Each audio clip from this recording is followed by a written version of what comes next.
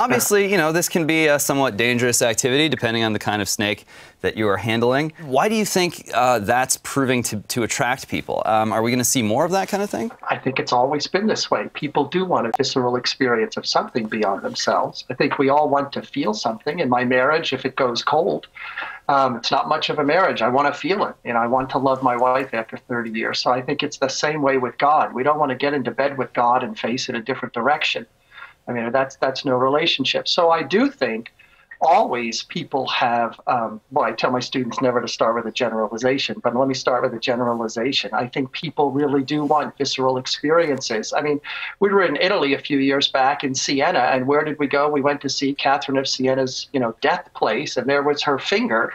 You know, they're just sitting there, up there, spooking my children out. But, you know, talk about a visceral experience. Didn't eat, lived on bread and wine, that sort of thing.